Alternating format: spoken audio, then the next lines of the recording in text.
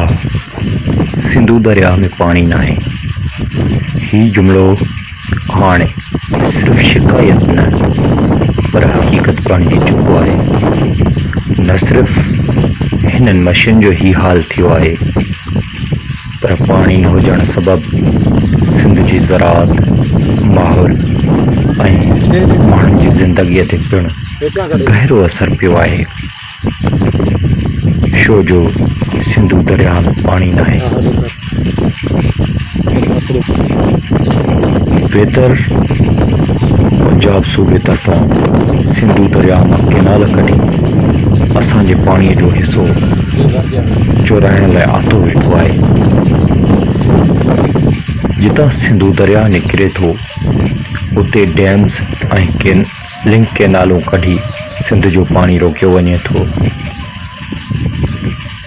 1991 जो पाणी वर्ष वारो मुआहिदो सिंध खे उन मुआहिदे मुताबिक़ हिकु मुक़रर मिक़दार में पाणी मिलणु घुरिजे, पर अक्सर वक़्त ते उहो मिक़दार नथो मिले।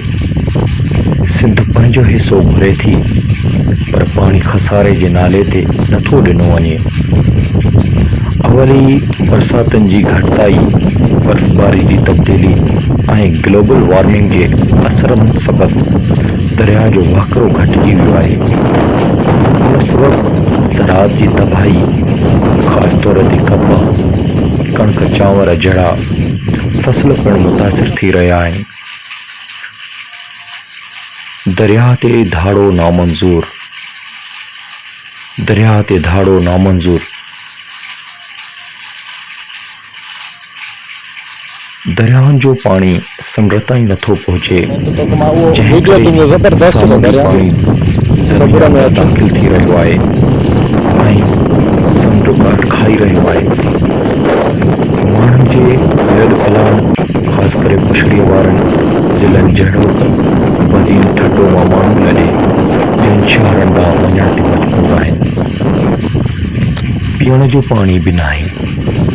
के घणा इलाइक़ा अॼु बि मिठो पाणी घणा मील परे खां पंध करे आणीनि था। सो सिंध जे अवाम खे गॾिजी आवाज़ उथारणो पवंदो। पाणी विरछ लाइ वफ़ाक़ी सतह ते दॿाउ वधाइणो पवंदो।